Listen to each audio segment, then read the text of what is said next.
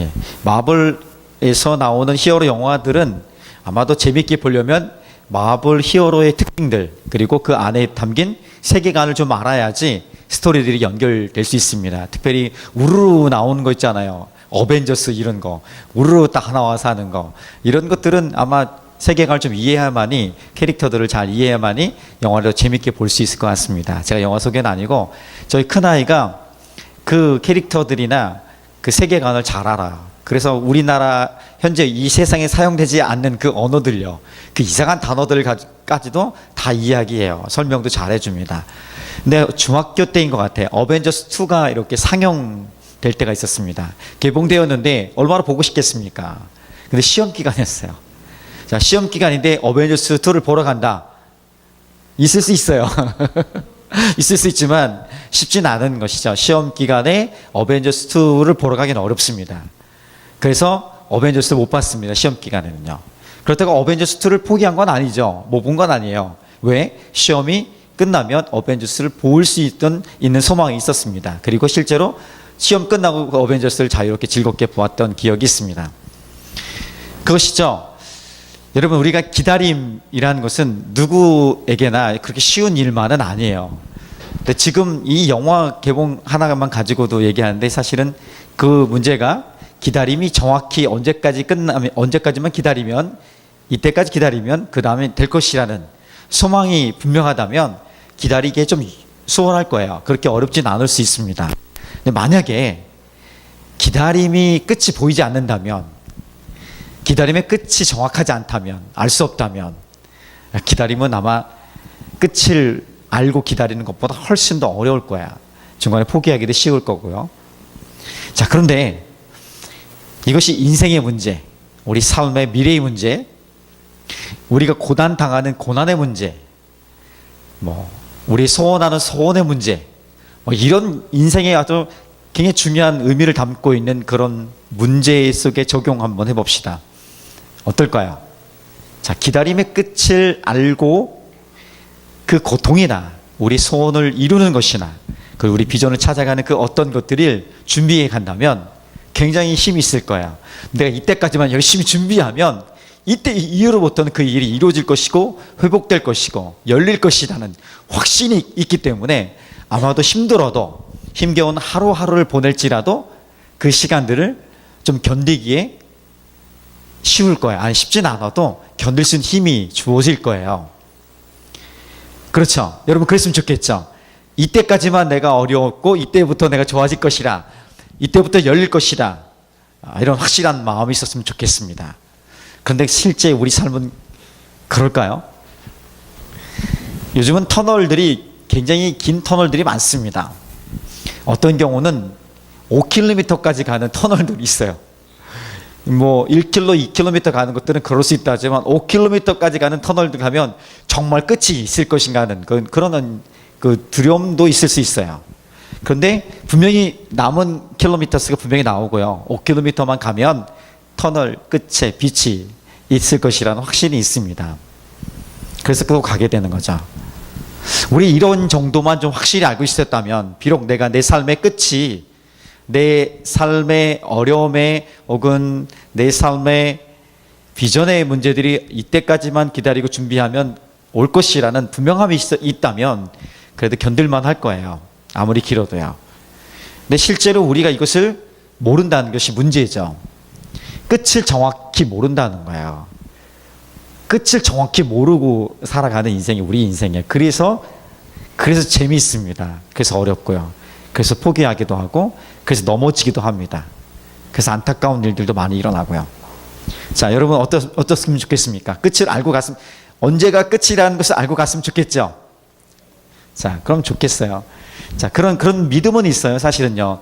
내가 반드시 포기하지 않고 견뎌내면 반드시 끝은 올 것이다. 새로운 일은 올 것이다. 이런 믿음은 있어요. 사실은 이 믿음을 갖고 살아가지만, 실제로 이 믿음만 갖고 살아가지만 실제 삶은 매일매일의 그 기다림은 결코 쉽지 않습니다. 어렵습니다. 어려운 것이 사실이에요. 근데 제가 여기에 이 어려움이 얼마나 심각한지를 얘기하고 싶은 것이 아니라, 그럼에도 불구하고 하루하루 힘겨운 삶을 살아가는, 끝을 몰라서 힘겨운 삶을 살아감에도 불구하고 어렵지 않을 수 있다는 것을 보여주고 싶은 거예요. 굉장히 재밌죠? 이해하기 어려운 영역이에요. 끝을 모르는데 언제까지 기다리고 언제까지 고통스러워하고 언제까지 참고 인내해야 되는지 모르는데 그럼에도 불구하고 그 시간들을 내가 견뎌낼 수 있는 힘을 갖고요. 심지어는요. 즐길 수 있는 시간을 가질 수 있다는 것이에요. 즐길 수 있는 거예요. 고통을 즐기라는 표현이 좀 그렇지만 고통도 감당할 수 있고요. 고통 속에서 고통보다 더 좋은 것들을 누릴 수 있는 즐거움이 있다는 것을 발견하기 원하는 것입니다. 그 이외에 근본적인 힘이 있다면, 능력이 있다면 이것이에요. 하나님은 언제나 나와 함께 하신다는 거예요. 이것은 저의 약속의 말씀이 아니라 우리 주님의 약속의 말씀이고 예수 그리스도의 별명이 그거 아니겠습니까? 임마누엘, 우리와 함께 하시는 하나님. 우리 함께 하시게 오신, 이 땅에 오신 예수님. 그분이 주신 약속이고요. 우리가 알던 모르던, 내가 그분을 인정하든 인정하지 않든 간에 그분은 여전히 신실하신 하나님이에요. 신실하시다는 것은 그분이 말씀하신 것에 대해서는, 그분이 약속하신 것에 대해서는 변함이 없다는 거예요. 변하는 것은 나지. 내 감정이, 내 상황이, 내 이성이, 내 생각이 변할 뿐이지 그분의 생각과 그분의 마음의 감정이 변하진 않는 것이에요.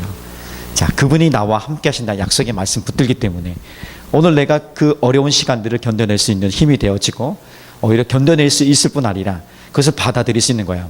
내가 왜 이럴까? 나는 왜 이럴까? 나는 왜 열리지 않을까? 내가 왜 나만 힘들어야 될까?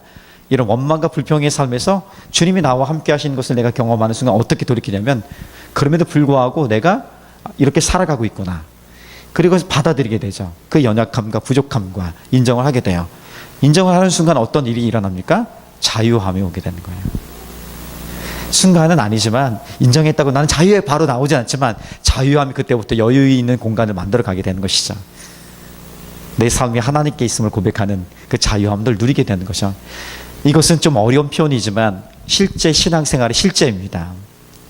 누구나 경험하는 거야. 크고 작은 일들 속에서 그 부인하는 작업을 하지 않습니다. 나는 그런 사람이 아니라고. 내게는 그런 일이 오면 안 된다고. 나는 그렇게 하지 말아야 된다고. 내가 지금껏 어떻게 살아왔는데 이런 어떤 부인을 많이 하게 되죠. 꼭 출애굽했을 때 이스라엘 백성들하고 비슷해요. 40년 동안 그들이 광야 생활하면서 한번 1세대들이 다 죽고 2세대들이 가지 않습니까? 그 1세대들이 근본 이 노예 근성이 있었던 거예요. 어떤 거예요? 지금 이거 비슷한 거예요. 왜 내가 여기까지 와서, 왜 나를 불러서, 왜 내가 여기까지 따라오게 해서 이렇게 하고 있는 거예요. 결국은 그렇게 그런 마인드, 노예 근성을 갖고 있는 사람들은 주님이 주신 새 하늘, 새 땅, 하나님 나라 갈 수 없지 않습니까? 그럼에도 불구하고 이 고생길, 물 먹는 것, 밥 먹는 것, 잠자는 것, 일상적인 것도 힘들고 늘 광야의 두려움, 공격의 두려움들이 있고요.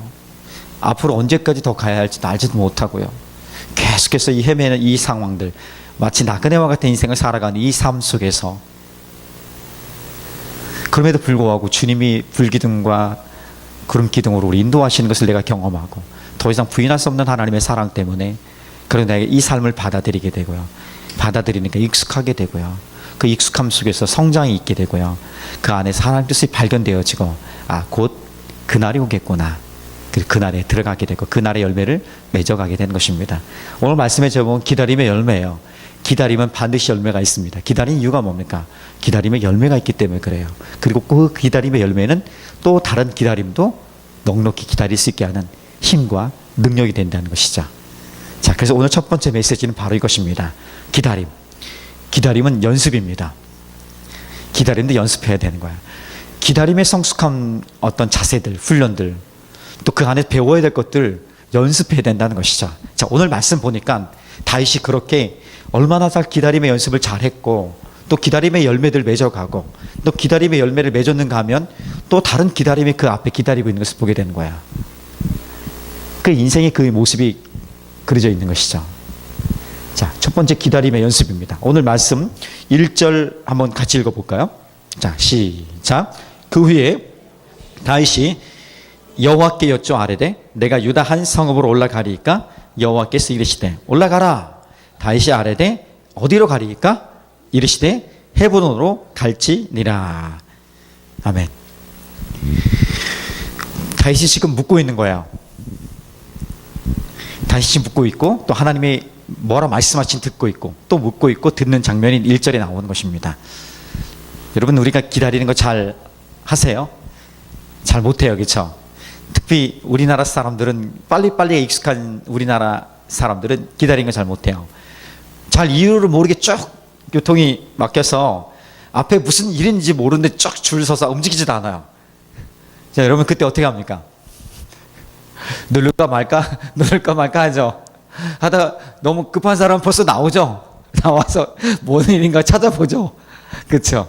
근데 제가 재미난 광경을 좀 봤어요. 미국이나 호주에서 얘네들은 참 급한 일이 없는 것도 아닐 텐데 길이 쭉 서 있는데도요, 이 경적 소리가 안 나는 거 보면 참 신기해요. 왜 그럴까? 뭐가 있겠지 하는 그런 거 분명히 믿음이 있어서 그런지 몰라요. 심지어는 제가 호주에 있을 때 저희 사는 동네에 불이 크게 산불, 부시파이어라 해서 산불이 이렇게 탁탁 튀지 않습니까? 그래서 막 가정까지도 막 넘어오고 그러는 거예요. 막 그래서 그 피난 가는 행렬이 쭉 이어진 거예요. 근데 그 피난 가는 행렬에 막히지 않습니까? 여러 곳에서 몰려 나오니까. 그럼에도 불구하고 질서가 다 잡히는 거예요.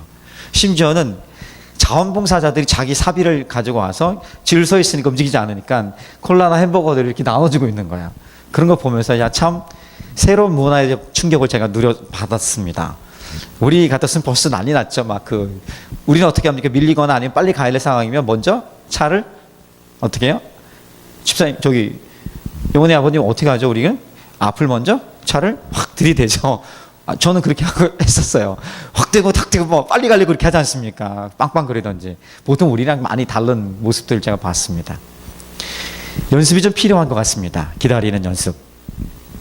다윗이 지금 하나님께 묻는 거예요. 하나님, 이제 사울 왕이 죽었습니다. 나를 죽이려고 하는 사울이 죽었습니다. 그리고 제가 여기 고향을 떠나온 지, 그리고 고향을 떠나와서 지금 블레셋이라는 이방의 가드 지역에 있은 지 오래되었습니다. 하나님, 내가 이제 돌아가야 하는 것이 맞습니까? 돌아가야 하지 않겠습니까? 돌아갈까요? 괜찮겠습니까? 하나님께 묻는 거야. 그런데 하나님이 그래, 돌아가라. 예스, 돌아가라. 그러면 돌아가는데 어디로 돌아갈 거야? 다윗도 묻는 거야. 하나님, 그럼 내가 그 유다 지역 어디로 가면 좋겠습니까? 그랬더니 주님 말씀하시죠. 헤브론으로 가라. 이건 유다 지역, 예루살렘 밑에 지역이에요. 헤브론 굉장히 중요한 요새가 됩니다, 나중에. 헤브론으로 가라. 이렇게 얘기합니다. 사실 헤브론은 다윗이 이미 가도 될 만한 지역이에요. 헤브론에서 다윗이 굉장히 많은 도움을 줬고요. 또 헤브론 사람들 다윗의 은혜를 많이 누렸고 서로 좋은 왕래 교역이 있었습니다. 그 전리품, 아말렉에서 뺐었던 전리품들을 헤브론에게 또 주었고요. 굉장히 좋은 관계에 있었습니다.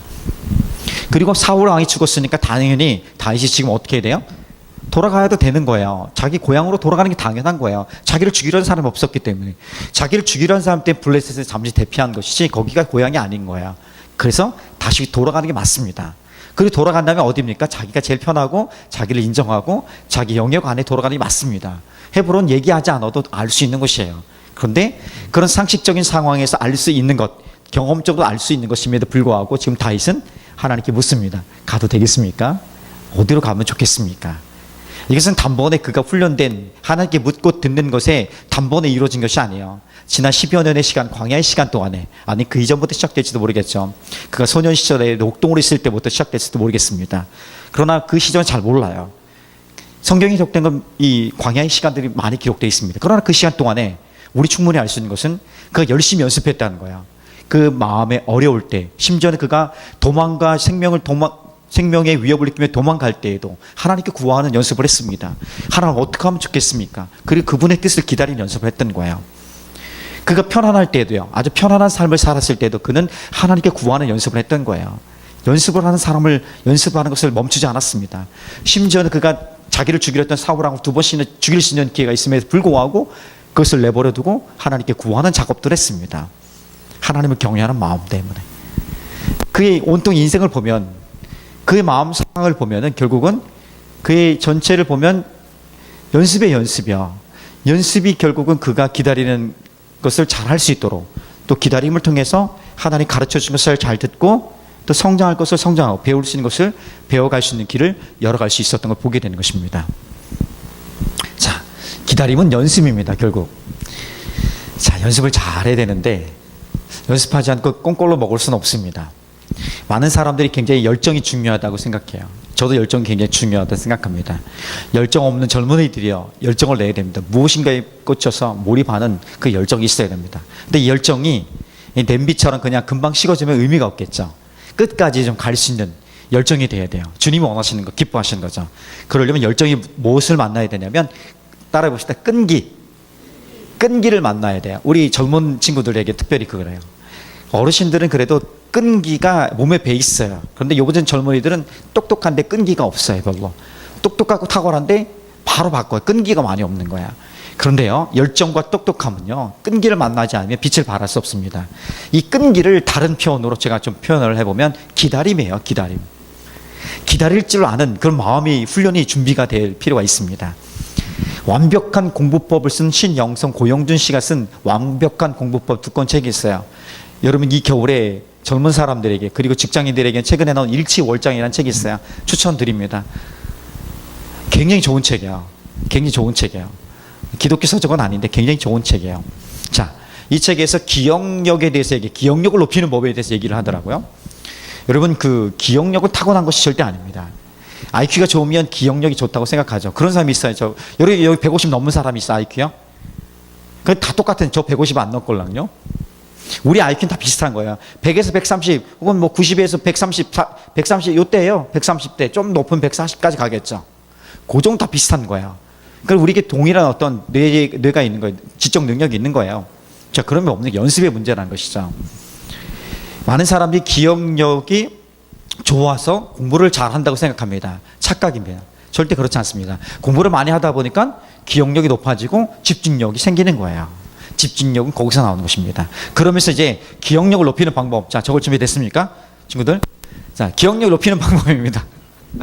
자, 첫 번째 이거예요. 시험을 자주 보는 거예요.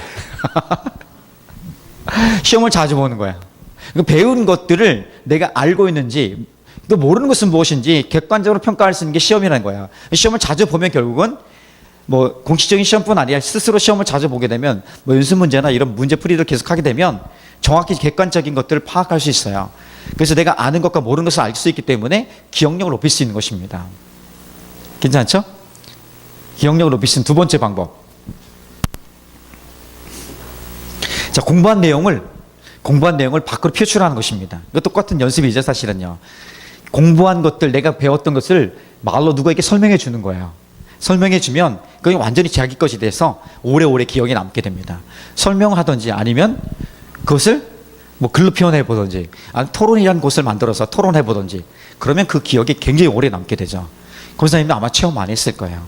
나누고 얘기하다 보니까 내 것이 되고 더 오랫동안 남는 거예요. 이거는 성경 가르침의 원리도 똑같아요. 모든 학습의 원리가 똑같은 겁니다. 자, 그리고 이건 또 하나 중요한 거. 교차해서 공부하는, 교차해서.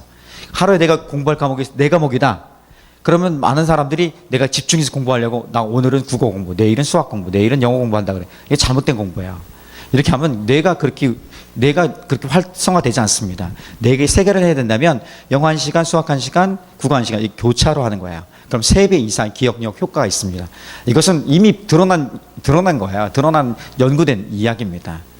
오하죠? 새로운 거 하나 얘기하니까 시험을 자주 봐라 하니까 표현하라 뭐 이건데, 그런 팁이 요거 말고도 몇 가지 더 있습니다.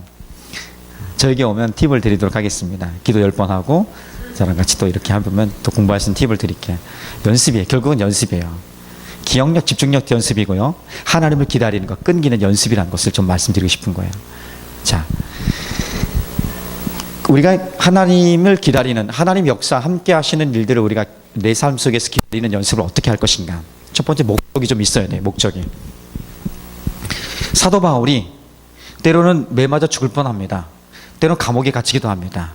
돌에 맞아 정말 죽은 것 같을 때도 있었습니다. 최근에 우리가 읽던 본문 말씀이 그렇죠. 그래도 불구하고 그가 다시 일어나서 그의 복음을 증거하는 것을 멈추지 않아요. 돌 맞아서 밖에 내놨어요. 죽었는 줄 알고. 그럼 다시 일어나는 거예요. 야, 가자, 우리 복음 전하러. 그러고 가는 거예요. 이 미친 사람 아니면 아닌 거예요. 미친 사람의 사실은요. 어디에 미친 사람? 예수에 미친 사람이에요. 복음에 미친 사람인 거예요. 광인이에요, 광인. 그의 인생의 마지막 사도행전 20장 24절에 얘기해요. 나의 달려갈까 주 예수께 받은 사명, 곧 주 예수의 복음을 증거한 일에는 나의 생명도 조금 더 귀한 것을 여기지 않는다. 그러니까 생명보다 복음을 증거하는 것을 더 귀하게 여긴 거야. 그의 삶의 목적이, 방향이 명확한 것을 보여줍니다. 목적이 분명해요. 자, 목적이 분명해야 돼요. 목적이 우리 처음부터 분명할 수는 없잖아요. 그러니까 오늘 내가 할 수 있는 것, 해야 하는 것들, 기다려야 될 것들, 내 고통을 인내해야 될 것들, 내 삶에서 받아들일 것, 원망과 불평 대신에 내가 인정하겠다. 그리고 내가 여기서 할 수 있는 거 찾아보겠다. 이 연습들 하면서 가다 보니까 내 삶에 하나님 주신 목적들을 발견할 때가 오는 거야. 저 멀리 있었던 것이 주의 말씀 내 말에 등이 되어져서 내가 무엇을 밟아야 될지 하나씩 내 삶의 현실적인 영역들을 다스려 주시고요. 이것만 보시는 게 아니라 주의 말씀 내 길에 빛이 되어져서 이것만 보기 아니라 멀리 산 위를 보면서 먼 곳을 보면서 내가 가야 할 목적과 방향을 정확히 보면서 갈 수 있는 길이 열려지게 되는 것입니다. 그런 연습을 해야 돼요. 자, 그렇게 하면서 이제 방법론도 만들어 가야 돼요. 기다림 연습도 잘해야 돼요. 기도 연습을 해봅시다. 기도를 통해서 하나님과 좋은 관계성을 맺겠다. 하나님과 좋은 관계성을 맺겠다는 목적을 가지고 하나님과 친밀한 관계를 맺겠다는 목적을 갖고 연습을 하지 않습니까? 그럼 기도의 방법론도 중요한 거야. 기도의 방법론 하나만 택해가지고 쭉 부르짖는, 아침에도 부르짖고 점심에도 부르짖고 저녁에도 부르짖고 사람이 있을 때 없을 때 부르짖고 기도한다. 좋을 수 있어요. 그러나 그것만이 아니라는 것을 기억할 필요가 있습니다. 때로는 하나님 앞에 머물러서 주님 뭐라 원하시는지에 대해서, 주님이 도대체 내게 무슨 계획을 갖고 있는지에 대해서 들을 수 있는 그런 열린 마음을 갖고 주님 말씀하옵소서, 지금 이렇게 말씀을 듣는 것처럼 주님이 내게 좀 말씀해 주십시오. 내가 좀 듣고 순종하기를 원합니다. 꼬마 사도 사무엘이 그렇게 하나님 앞에 기도했던 것처럼 주여 말씀하옵소서, 주의 종이 듣겠나이다. 이렇게 고백하는 고백의 마음들 가지고 듣는 연습도 필요하겠죠. 때로는요, 친구처럼 우리 카페에서 얘기하는 것처럼 친구와 얘기하면서 자기 삶을 나누고 삶을 공유하는 것처럼 하나님 앞에 그렇게 내 삶의 공간에 초청해서 하나님과 공유하고 얘기하고 친구처럼 대화하는 그 어떤 방법론들이 있어야겠죠. 주님과 친밀한 관계의 목적을 두고 있다면 바로 그는 여러 방법을 통해서, 훈련을 통해서, 연습을 통해서 결국은 주님을 닮아가신, 주님과 친밀한 아주 가까운 관계를 만들어갈 수 있는 것입니다. 그러면서 주님이 어떤 분이시고 내 삶에 어떻게 역사하시는지를 내가 알아갈 수 있는 것, 이것이 바로 기다림의 연습에 필요한 모습인 것입니다. 자, 기다림, 뭘 기다릴 것인가? 지금 우리가 기다릴 게 분명히 있어요. 벗어나고 싶은 것들이 새롭게 회복되고 싶고 이루고 싶은 소원함들이 있지 않습니까? 시편 37편 4절에서는 이렇게 얘기해요. 여호와를 기뻐하라, 저가 내 마음의 소원을 이루어 주시리라. 그러니까 우리의 소원함을 하나님이 이루시길 기뻐하신다는 거야. 그러니까 내가 소원을 이루는 것보다 하나님이 그 소원을 이루어주고 들어주는 것을 더 기뻐하신다는 거야. 이것이 하나님 뜻이에요. 근데 왜 하나님 내 소원 안 이루어주세요? 거의 뭐 초등학교 수준인 것이죠, 이것은요. 우리 초등학교 때는 우리가 좀 어른들이 봤을 때 아직 그것이 전부가 아니고 이것이 더 좋은 것이 있기 때문에 기다림이 필요한 거야. 우리 어른들은 이미 경험해서 아는 것이 알잖아요. 그것처럼 하나님 우리에게 그렇게 유교하실 때가 있는 거야. 조금 더 기다려보고 견뎌보자. 이것을 통해서 너가 이것을 알게 될 거야. 이 넉넉한 마음을 가지고 하나님을 바라보는 것입니다. 그러다 보면 하나님 우리에게 주시는 기다림의 연습들을 잘 착실하게 나갈 수 있는 은혜가 부어줄 수 있고요. 오늘을 살아갈 수 있는 힘, 오늘을 견뎌낼 수 있는 힘, 내일도 아니고요, 오늘을 살아가면 되는 거야. 오늘 힘겨우면 힘겨운 대로 견뎌내고, 즐거우면 즐거운 대로 또 즐겁게 가고, 또 묵묵히 좀 묵상하며 잠잠히 있어야 될 때는 잠잠히 그렇게 가고, 그렇게 견뎌낼 수 있는 힘이 있기를 예수님의 이름 축복합니다. 자, 두 번째입니다. 두 번째 메시지는 기다림의 열매가 있습니다. 한번 따라해 봅시다. 기다림의 열매가 있습니다. 열매가 없으면 안 되겠죠. 기다림의 열매가 오늘 다윗에게 맺어지는 것을 볼 수 있어요. 자, 2장 사무엘하 2장 4절 중간까지만 좀 읽어보겠습니다. 자, 시작. 유다 사람들이 와서 거기서 다윗에게 기름을 부어 유다 족속의 왕으로 삼았더라. 드디어 여러분, 다윗이 왕위에 등극합니다. 이보다도 감격스러운 시간은 어디 있겠습니까? 그가 10대 시절에 사무엘로부터 이스라엘 왕으로 기름 부음 받았습니다. 그리고 지금 30세가 된 거예요. 적어도 10여 년의 시간들을 그는 광야에서 험한 시간을 보냈습니다. 정말 죽음의 위기도 많이 경험하고 600명, 400명, 600명 그리고 그에 따른 식구들을 다 이끌어야 되는 리더의 무거운 책임감도 있고요. 그들 다 인도해야 되고 보살펴야 되는 책임감도 있었고요. 여전히 언제까지 기다려야 될지 모르는 두려움도 있었고요. 날마다 개인적인 갈등도 있었고요. 그리고 자기 가족뿐 아니라 공동체 전체가 아말렉에게 다 몰살 당할 뻔하다가 포로 잡혀갔다가 그 위험을, 포로로 잡혀가는 고통의 위험을 경험하는 그 시간들도 있었습니다. 그리고 지금 다시 평안할 때 그런 마음도 있었습니다. 이런 모든 시간을 다 견뎌낸 것이죠. 이런 견뎌낸 시간을 다 감당하고 이제 그가 유대 왕으로, 유대 족속의 왕으로 등극합니다. 얼마나 감격스러운 시간이겠습니까? 그런데 반드시 기다림에 있어서 열매를 맺기는 하지만 왕으로 등극하는데 이것이 끝이 아니었습니다. 전체 이스라엘 전체의 왕이 아니라 지금은 유다 족속, 이스라엘 12지파가 있는데 유다 족속 한 족속, 헤브론이라는 지역 중심으로 유다 지역의 유다 족속의 왕으로 등극한 거예요. 우리가 마지막 읽었던 11절 말씀에 있었던 헤브론에서 유다 왕으로 있은 지 7년 6개월이 있었다고 하지 않습니까? 그러니까 7년 6개월 동안 이 한 지파에 유다 족속이 제일 커요. 그리고 아주 유다 지파를 통해서 하나님 나라를 계속 이루어가시고요. 그 유다 지파의 왕으로 있었던 것입니다. 반대편 누가 있었습니까? 이스보셋이 왕으로 있었습니다. 이스보셋이요. 그러니까 지금 사울이 죽었지만 사울의 군대 장관이었던 아브넬이 있습니다. 아브넬 장관이 사울이 살아있는 아들 이스보셋 딱 데려다가 이스라엘 왕으로 세운 거야. 전체 이스라엘 왕으로 세워버린 겁니다. 그러니까 다윗은 또 여전히 기다림 통해서 기다림의 열매를 맺었습니다. 유대 왕이라는. 그런데 이것을 즐길 만한데 충분히 즐길 수도 있는데 또 다른 기다려야 되는 하나님 그에게 주신 사명, 전체 이스라엘 왕으로 하나님 앞에서 서야 될 그 시간까지 기다려야 됐습니다. 적어도 7년 6개월 동안요. 7년 6개월 동안 쉬었겠습니까? 성경은 기록합니다. 사울의 집안과 다윗의 집안이 계속해서 끊임없이 싸웠다는 거예요. 전쟁을 끊임없이 했어야 되는 상황입니다. 7년 6개월 동안. 또 그 상황 속에서 얼마나 많은 사건들이 일어납니까? 아픔들이 있는 거예요.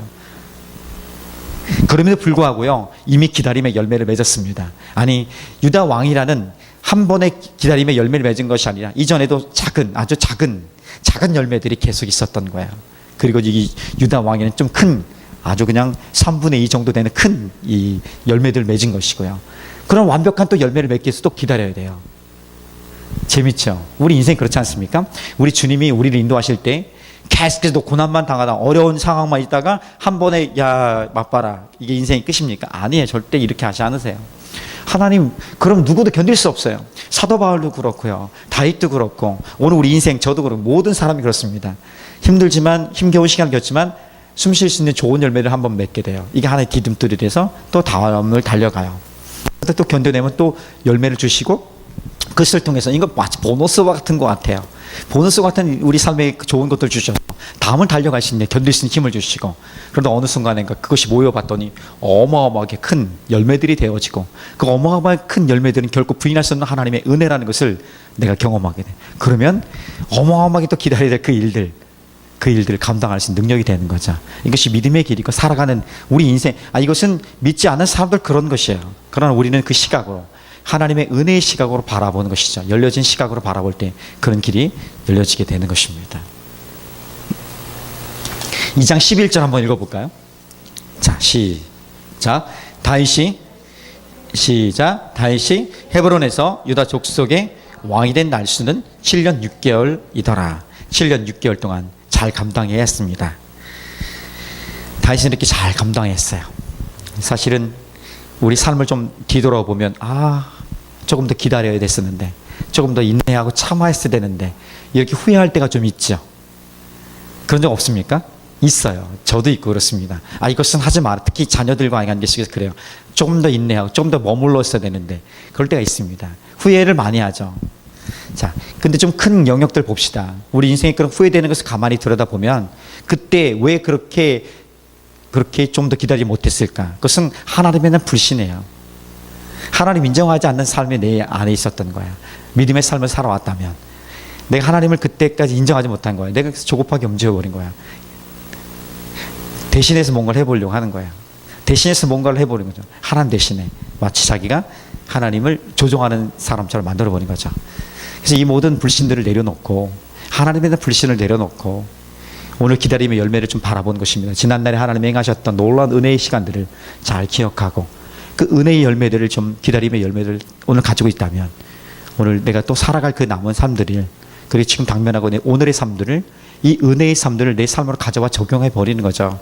이제 저 멀리 있었던 추억으로 남아있는 것이 아니라 그 추억의 사진들을 내 오늘 사진을, 내 오늘 삶의 현장으로 가져와서 살아있는 사진으로 만들어 버리는 것이죠. 움직이는 것으로 만들어 가야 되는 거예요. 이것이 바로 기다림의 열매를 주시는 하나님의 놀라운 은혜인 것입니다. 기다림의 열매는 또 다른 기다림도 기다릴 수 있게 하는 넉넉한 능력, 힘이 되어집니다. 자, 세 번째입니다. 자, 한번 따라해 봅시다. 기다림의 연습은 이 땅에서 하늘의 가치로 살아가게 합니다. 결국 이거 같아요.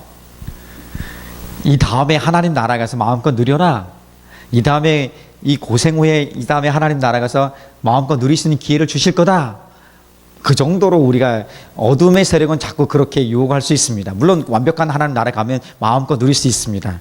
그런데 하나님 나라는 이 다음에만 있는 것이 아니라 오늘 기다리는 그 삶의 여정 속에서도 여전히 하나님이 마음껏 누리기 원하고 누리면 살기 원하는 것이 하나님 우리 가운데 계획하고 있는 거예요. 그 하나님 나라의 삶의 가치들을 오늘 내가 좀 살아내는 것이죠. 하나님 나라의 가치들이 어떤 것이 있어요? 사랑과 희락과 화평, 이런 것들을 오늘 삶에서 누리는 거예요. 사랑하면서 살아가고 기뻐하면서 살아가고 그리고 의로운 것을 추구하면서 살아가고 섬기며 배려하고 나누며 살아가고 그리고 용서하고 긍휼히 여기며 살아가고, 이런 하나님 나라의 가치를 내가 오늘 기다림의 삶 속에서 누려가는 것입니다. 다윗은 그 기다림의 훈련을 통해서, 기다림의 열매를 통해서, 그리고 또 다른 어떤 기다림을 통해서 그는 그렇게 하나님의 나라의 가치를 하나님의 시선으로, 하나님의 눈으로 바라보면서 그의 삶을 살아가고 있는 것을 오늘 보여주고 있습니다. 아까 읽었던 2장 4절 중반 이후에 이런 메시지가 나옵니다. 어떤 사람이, 자, 찾으셨습니까? 자, 읽어볼까요? 시작. 어떤 사람이 다윗에게 말하여 이르되 사울을 장사한 사람은 길랏 야베스 사람들이니이다. 아멘. 길랏 야베스 사람들. 길랏 야베스 사람들은 사울과 인연이 참 깊습니다. 길랏 야베스가 블레셋의 공격을 받을 때 사울이 등극한 지 얼마 안 되었을 때 그가 군대를 끌고 가서 블레셋을 무찔러 줬습니다. 그러니까 길랏 야베스 사람들에게는 사울이 굉장히 존경받을 사람이에요.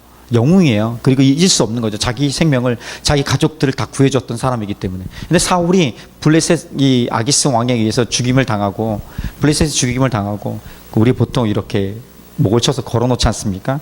그렇게 걸려있는 거, 시체가 걸려있는 거 본 거예요. 그래서 길랏 야베스 그것을 듣고서 죽음을 각오하고 그것을 가져온 거예요. 그래서 장사를 잘 지낸 것입니다. 근데 어떤 사람이 다윗이 왕이 되고 나니까 길랏 야베스 사람들이 그 사울을 데려다가 장사 지냈습니다 한 거예요. 만약 세속적 세상의 가치를 본다면 사울은 다윗의 강력한 적이었습니다. 다윗의 가장 원수는 사이시라고 이런 등식이 성립될 거예요. 그런데 이 사울이 죽었어요. 다윗이 왕이 됐어요. 그런데 함부로 이제 이런 상황에서 사울을 가져다가 장사를 지내고 오셨다는 것, 이거 다윗의 입장에, 다윗의 이야기에 들어가면 다윗은 굉장히 노할 것이고, 그런 놈들은 다 잡아다가 어떻게 처할 수 있는, 벌할 수 있는 그런 상황이 충분히 세속적 가치 있습니다. 그런데요, 지금 오늘 읽었던 말씀처럼 특별히 길랏 야베스 사람들에서 다윗이 대하는 자세가 달랐습니다. 전혀 예상 밖이죠. 물론 예상 밖은 아니에요. 왜냐하면 다윗의 성품을 보면 충분히 이해할 수 있는 시선이 가능합니다. 자, 봅시다. 5절 6절 말씀 보겠습니다. 자, 시작. 다윗이 길랏 야베스 사람들에게 전령들을 보내 그들에게 이르되 너희가 너희 주 사울에게 이처럼 은혜를 베풀어 그를 장사하였으니 여호와께 복을 받을지어다. 너희가 이 일을 하였으니 이제 여호와께서 은혜와 진리로 너희에게 베푸시기를 원하고 나도 이 선한 일을 너희에게 갚으리니. 그것이에요. 놀랍지 않습니까? 아마 당황한 사람도 있을 거예요. 다윗은 사울이 하나님, 그래도 자기를 죽이려고 원수와 같은 존재였지만 하나님 세우신 기름 부은 종이라는 것을 충분히 알았고요. 그리고 그를 선대한 길랏 야베스 사람들을 칭찬하고 선대할 수 있는 그런 넉넉한 하늘의 가치로 살아가게 됩니다. 자기가 왕이 됐다고 해서 자기를 반대한 모든 사람 다 죽이지 않았습니다. 오히려 선대하고 칭찬하고 오히려 존중하는 그 일들을 보여주면서 볼 수 있습니다. 자, 기다림의 연습, 기다림의 열매, 또 기다림의 연습, 기다림의 열매, 이런 1년의 연속되는 과정 속에서 다윗은 결국 하나님 아버지 마음을 알아간 거예요. 하나님 아버지 마음을 안다는 것은 하나님 아버지 마음처럼 자기가 그렇게 살아내는 거예요. 그러니까 이 머릿속에 있는 하나님은 이런 분이십니다. 하나님 사랑이시고 긍휼력이시는 분이시고 베푸시고 인자를 많이 베푸시고 또 자비로우신 하나님이시. 이것을 살아내는 게 하나님 아버지 마음을 아는 거예요. 많은 사람들이 그런 정보들은 익숙하게 아는 경우들이 있습니다. 그런데 내 삶에 가지고 와서 그대로 살아내보는 것, 그것을 한번 흉내내보는 것, 연습하는 것, 그것이 바로 하나님의 시선으로 하나님의 마음으로 살아가는, 하나님을 알아가는 삶의 모습인 것이죠. 다윗이 바로 기다림을 통해서, 기다림 연습을 통해서, 작은 열매들의 연속을 통해서 그런 훈련을 잘했던 것입니다. 어때요? 우리도 그렇지 않습니까? 우리 모습도 그래야 될 줄 믿습니다. 사실은 우리가 하나님을 기다린 것보다요, 잘 생각하세요. 내가 기다리고 울며 하나님께 찾고 하나님의 뜻을 구하고 하나님의 행하실 일들을 기다린 것보다 하나님은 비교할 수 없을 만큼 나보다 더 많이 나를 기다리셨습니다. 내가 엉뚱한 생각하고 헤맬 때, 내가 좀 넘어져 있을 때에도 하나님 여전히 나를 기다리셨습니다. 저 멀리 내가 싫다고 저 멀리 떠났을 때도 하나님 포기하지 않으시고 나를 보호하시고 계셨습니다. 심지어는 내가 죄 가운데 거했을 때도 하나님 포기하지 않으셨어요. 죄를 깨닫고 회개하고 돌아오기를 기다리고 계셨습니다. 마치 잃어버린 양처럼, 돌아온 탕자처럼 그렇게 하나님이 기다리시는 그 하나님 아버지의 마음인 것입니다.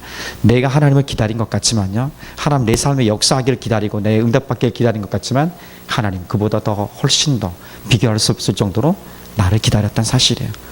그 은혜가 우리에 있었다면 오늘 내 삶을 기다릴 수 있는, 여전히 힘겨운 삶을 살아가고 소망 중에 인내해야 되는 상황일지라도 반드시 하나님 행하실 일들을 믿는다면 나는 기다림의 연습에 충실할 것이고, 그리고 그 열매들을 바라보면서 하나님 은혜를 더 새길 것이고, 그리고 지금의 앞으로의 삶을 그렇게 하나님 신뢰하는 믿음으로 적용하며 살아낼 것입니다. 이 믿음의 고백들이 가득하기를 예수님이로 축복합니다.